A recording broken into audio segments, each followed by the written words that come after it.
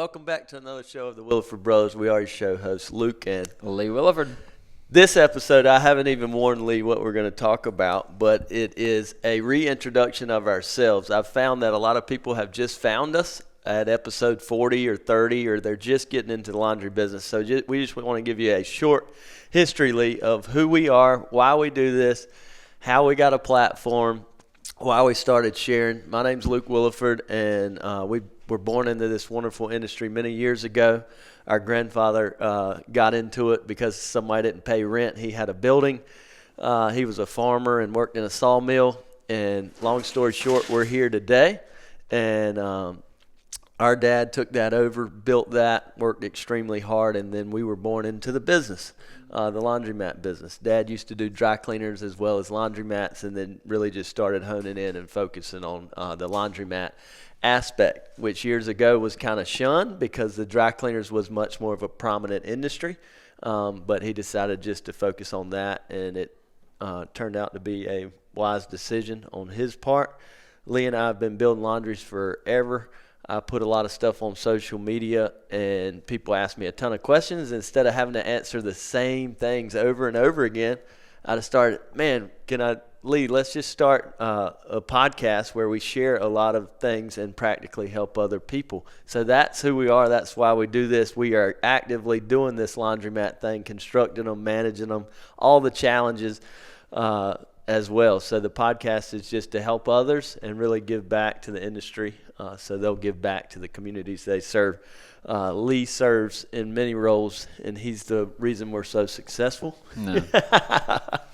No, the good Lord. But no, we work really Nice well compliment. together. And as you can see, I talk a lot. But Lee, share about you and just how we got in the laundry business and why we're doing a podcast for new people. We've got a lot of friends that follow us, and thank you guys.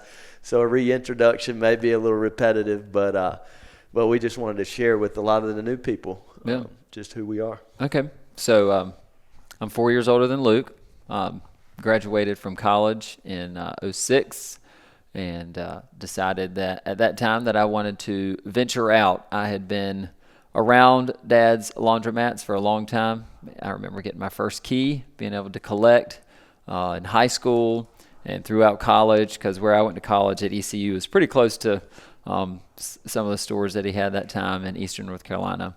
And just loved being in the laundromats, talking with people, talking with our staff, who at that time we had fewer stores, so got to interact with those staff members a lot more often, kept up with their families and things. And upon graduation, I told Dad, I said, I think I want to just go out and do something different. And so I ended up working for a bank, and that bank sent me through their management training program, and had a lot of fun learning about what banks look for their clients from a P&L standpoint, balance sheet standpoint, what banking looks like from, the owner standpoint too. It allowed a little bit more perspective. So I did that for about 18 months. And after 18 months, I called and said, okay, Dad, this is not where I want to be 20 years from now, or even 10 years from now. I said, do you have anything that I could do? He was like, yeah, come on back. We'll find something. So ended up buying a computer, putting it in the back of what we called Bayside. It was the marina at the time, and put up a little desk in there and started just kind of going through all the financials that we had, kind of getting a feel for our business model, who we were serving. And from there, I just enjoyed working in the stores a lot. I was essentially a regional manager. I was a tech, and so running around during the days, fixing machines, talking with people, customers, staff members, and then at night I would come home and go through the books and do some bookkeeping, which our great uncle did mostly at the time, and ended up taking over that as he began to retire. And from there we went from about 16 stores, some of those our brothers-in-law own now, to 4 years later. I think it was 4 years later exactly, because you graduated college, went to work, went to play ball, and then came back. And you and I have worked together for many years now, and have enjoyed honing in on the self-service model that we saw our dad work really hard to perfect. And we took it, tried to perfect it even more, make sure that we're serving our customers with excellence, that we're making it, whatever it is, scalable, making it consistent throughout all the stores. I mean, I even remember going into the Sherwin-Williams and choosing, I was like, okay, this is going to be the color. This is the color. We're putting it in all the stores. Open air. So, yep, here we go, open air. Open air and, blue. Yep, we put that in, consistent with our machines, Dexter. We put those in all of our stores, and it really adds to the customer experience, because a lot of people transition from one store to another. You go in a store and they've been to this store. I mean, just yesterday. Yeah. That was really cool. He'd used us in Durham while he was living there. He was in Raleigh yesterday doing some stuff because he now has a linen business and lived in a completely different town.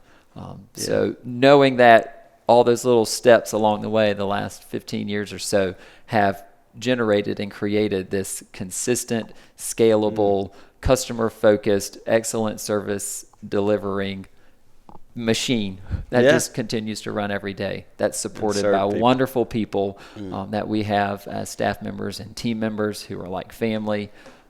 It's really fun to look back. I mean, I turned 40 last year, turned 41 just a month ago, and I'm kind of getting to the stage of like, all right, check. That's awesome. I feel like I have helped be a part of something and achieve that. And that's really meaningful for me personally. Well, you're not going anywhere. So, no. Oh yeah. So you can cancel Christmas. We're continuing to build stores now. We've got different projects, but we really, one of the biggest challenges I think is not getting distracted. When you have more things and more options, more opportunities come your way, and just really honing in and not getting distracted, and really focusing on quality of life and making sure that we are good husbands, fathers, community people, and that we're good leaders in our company and our churches. So those things are important to us too. Yes, so very important. You can only do so many things well, but it has been cool to curate this business model that serves thousands and thousands of people. The gentleman yesterday was cool. He was actually on his job and he was working and using the wash house, but he said, on a personal note, I want to tell you that for years I used your Durham locations and loved it. Lived there. Before he got a washer and dryer or something. He said he still uses it some, but it was cool. So the wash house was kind of ingrained in him. He was doing it at work, utilizing us, and he knew about all the different locations, and that's cool. We find a lot of customers that people are still using laundromats. Don't let anybody do.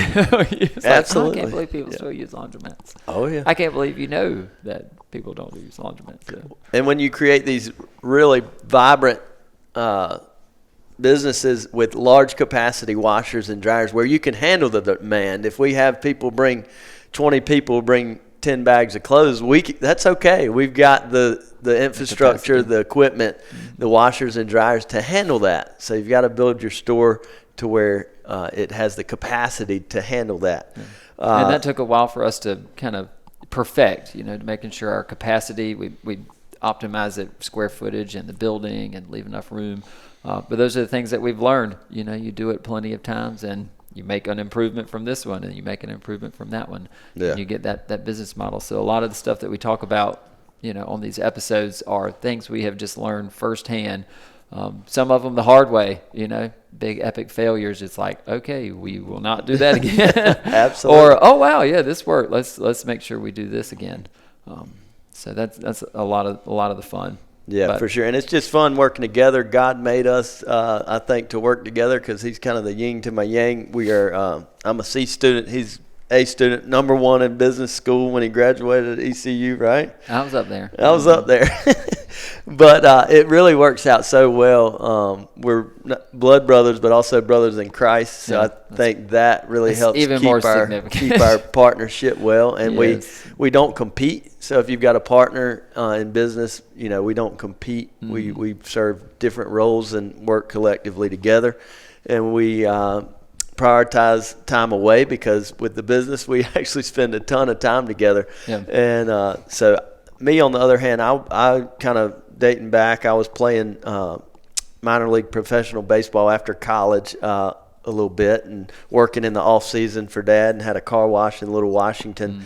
And I realized that the world ran on money, and that the little check that I was getting to live with host families and hit a baseball around a few months out of the year wasn't going to suffice. It was fun, but it wasn't taking me where I wanted to go. And then I met a girl named Morgan, and anyway, things changed, and came to work with Dad. And we knew, I always like to say, I assumed he wasn't going to take a pay cut, so we had to grow this thing. And Dad was our biggest fan and supporter in helping grow the business. And Lee met a girl in the Triangle area, Stacy, praise the Lord, and kind of led us to these larger markets. We were doing this business, and Dad was doing it in more rural markets where there's less people, so there's less laundry. So the potential's only so great. So Lee moved to Raleigh. I was in Greenville, North Carolina, but I was eating up the roads because we got a store down in Lumberton and ended up finding some stores in Fayetteville. And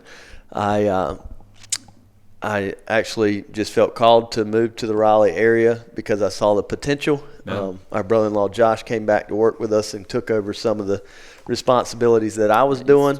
Moved to Raleigh, and man, my goal, I remember, was 14 stores up here would be incredible. And that was about 9 years ago, and I think we just opened number 35. So yeah, it's crazy. But my one strength is probably hustle. That's what got me where I was in sports, and I kind of used that same hustle mentality when we ran sprints at the end of practice. Whatever the sport, I was always going to be competing to hustle. Hustle is just kind of one of the gifts that the Lord gave me. Would you say you're a competitive person? Oh yeah, for sure. Definitely competitive.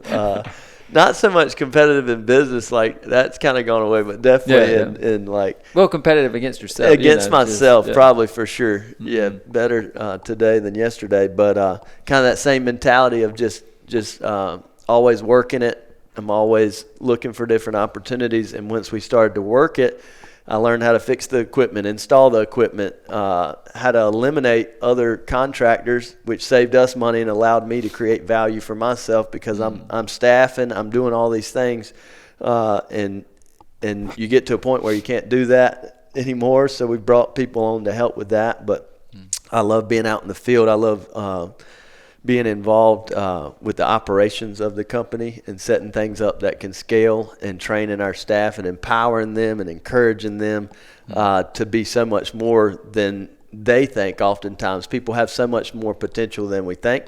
So we've got a team of like 10 technicians now, give or take, that I lead those guys, and we do installations, projects, maintenance, and we've become the best of friends along with Lee, and it's just a family culture. And then our office, we just added Miss America in, and Telma and Patricia and Hoskins, and we just have a wonderful family company where good team.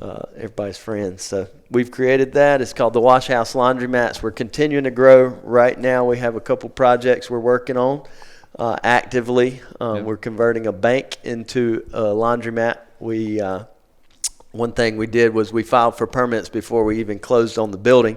So we actually had the permit day one when we closed, and we started demo this Monday, which was the 8th or something like that. 8th, so July 8th. And now it'll be a race to the finish line. There's a ton. They build banks very well, but it's kind of like eating an elephant. It's one bite at a time. Even if you're just starting, like, where do I start? Well, you're watching, educating yourself, but it's one bite at a time. Every day getting closer, whether that needs to be meeting with your bank to see if you can get a loan to do this, or just saving right now to have the funds to be able to do a laundromat. Or if you're an existing owner, it may be just going out and buying your staff T-shirts to brand your stores, or to brand your stores, to take Coin Laundry off and put, Billy Bob's Laundromat, whatever it is. There's practical things you can be doing in your business. So we work to do that. And now we have 41 stores, going on 41 possibly. Going on 41. Yeah. And so while you're growing, you also have to be intentional about making sure that your existing stores do not fade in level of service and facilities. So Yep. Whether you have one store, you are the standard bearer. If you have one store, you're the standard bearer. If you have 40 stores, you're still the standard bearer, but you have to implement that into other folks, and they have to maintain that standard too. And I'm thankful for the way that the guys and gals who are on our team do that. I mean, they take our standard, and I feel like they've even raised it themselves in our stores, and our customers reap the benefits of that. Yeah, I think just some misconceptions that I hear in talking to people, or maybe you're watching this, you're like, well, y'all are just sitting there talking about laundry. Literally all day, every day we're working on this thing. It's never ending. There's always something. It takes a lot of work. So we work really hard. So don't let like a podcast fool you where they just created it and we lay back. No, we're actively involved in the business.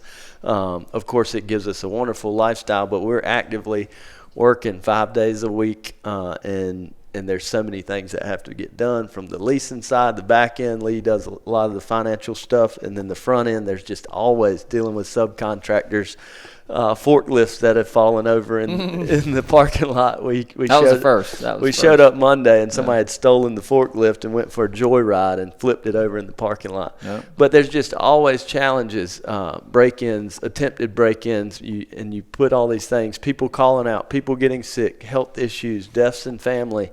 There's all these challenges that come. So don't look at the picture, or compare yourself with us if you're just getting started. Man, just get started. Mm-hmm. When we first bought stores, people were like, do you have to replace all the equipment? No, you can buy one washer and you can fix up the walls and you can paint it, and you can buy no washers. You can just fix up the walls. You can put in a payment system. There's a lot of things you can do if you're willing to DIY some things and give it a try. One of the things that kills me is when people, invest $400,000 or $500,000 in new equipment, but they don't think about the floors, they don't think about the fallen in ceiling tile, they don't think about the decrepit mold walls, the cleanliness, or the staff member being in a branded shirt. It baffles me. They see it more as a utility, but this is a business, and I'm telling you, when you do it right, you increase the amount of people that are doing laundry and the amount of laundry those people are doing. Mm-hmm. I love using the coffee shop illustration. If you create a wonderful place for people to do laundry, more laundry is going to get done there. Mm-hmm. And the easier you make it, the more that they're going to do. Right beside us over here is a perfect example. We're in Andrew, North Carolina. It's a one-store town, not a big town. And we bought the building and property here and put in our business model. I mean, completely gutted it. It was a dry cleaners and laundromat. Yeah. And about a 1,200 square foot laundromat. We made all 3,600. 3,600 square foot building. Gutted it.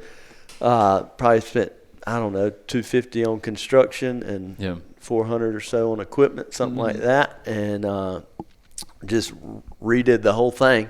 And man, the amount of laundry getting processed here is almost tenfold what it was before. Yeah. I mean, it literally, where are these people coming from? What it is we created a nice, vibrant, safe place with large capacity. And man, people come, they find out, they use us more often, they bring more clothes, they tell a friend, and that's how your business grows. Yep. The best marketing for a laundromat is a happy customer, because they're going to share that. They're going to come back. And your customers aren't finite in an area. You can create laundromat customers. Lee often says our biggest competitor is the home residential washer and dryer. Yeah. Because if we can get people to come and experience the difference, it's so much greater. Yep. But we own the Wash House Laundromats in North Carolina, and we've got 40 locations and growing. Yep. And we have wonderful friends in the industry. Many of y'all are watching. But if it's your first time, thank you. We do offer a boot camp privately now. So if you go to our website, thewillifordbrothers.com, you can apply and come down and spend some time with us. There's expense to that, but well worth it. We try to over-deliver. We've not had one person ask for their money back or anything. All we've gotten is thank you, thank you, thank you, because people that come and invest in themselves, learn, they go back as educated investors, business owners, and they implement these things and they pay for themselves tenfold, and we love to hear those stories. You come in, we walk you through our laundromats, we visit a few, talk about very detailed things, hands-on in the laundromat. answer every question that you've got. Go to the office, talk about back end stuff, planning, growth. If it's your first, what you're looking for, and so far everybody's been really pleased about what they've learned in the time that they've spent with us. For sure. Which is really nice. Also, if you are tuning in new, circle back. We've covered so many topics in the first 40 and topics. Most of the topics are in the the name of the episode. So whatever looks good, if it's but go back. That stuff's equipment, free. Whatever it is, just scroll through. This is all free. Go back, soak it in, take notes, and learn as much as you can for free. And if you want to come down and visit us, let us know. You can apply on our website. We'd love to meet you in person. Yep. And thank you for all those that tune in, all those that have came to boot camps and become friends with us and are implementing those things in your community and better serving your community. So many of those guys now, which is kind of why we do this. But thank you for tuning in. God bless y'all. Live people, any questions that we had come in? We have a question from Eric. He said, Hey, Eric. are you guys glad you started YouTube? I've been thinking of it. I have one retool finished for 3 years now, ready to start number 2 with other investments, Airbnb, rentals, etc. Thinking about starting YouTube. Absolutely. Yeah. If you want to share, it's a great place to document stuff. It's very inexpensive to start. Yeah, just hit play, record some things. The way I grew kind of my personal brand, Instagram and stuff, Luke F. Williford, where I have a good following, is just from time sharing that kind of stuff. And that's what manifested into us doing this. Just hit play, record. If you're not a video guy and it's going to keep you up at night, don't do it. Yeah. Don't get involved. But if you're good to just hit play, record, not worry about the amount of people watching or anything. Just get that first video out there and share with the world. Yeah. You never know who could be fulfilling to you. And if it's not, if it's not fulfilling, don't do it. Yeah. But just try it. You can always take it down, but it's a wonderful place to kind of document things, especially when it doesn't become a distraction. It's so hard for Lee and I. Chris will tell you, he plans our podcast. He puts a lot of different times out, and we have to plan these. We've been several months without shooting, but that's okay. YouTube didn't call us worried about it. Yeah. We did have some people ask, and that's why we're here today recording. But Eric, I would say just get started, man. Shoot it. Also start an Instagram where it can, or Facebook where you can also reach a lot of people. You'll definitely have your close friends and relatives watch it first, which they'll pick on you for a little while, but that's okay. I've had that. And then once they see, oh, man, he's really committed. Find your niche. But, just try it.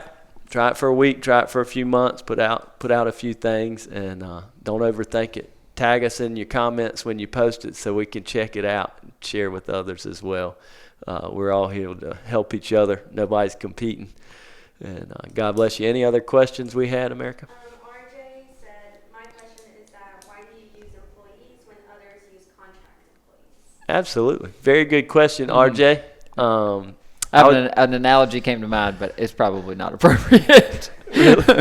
Yeah. So our big thing is family culture. And so if you're using a contractor, that's such a transactional relationship. Mm-hmm. So that person is not really committed to you, to what you're doing in your laundromat. They are there to accomplish a few tasks while they're on site.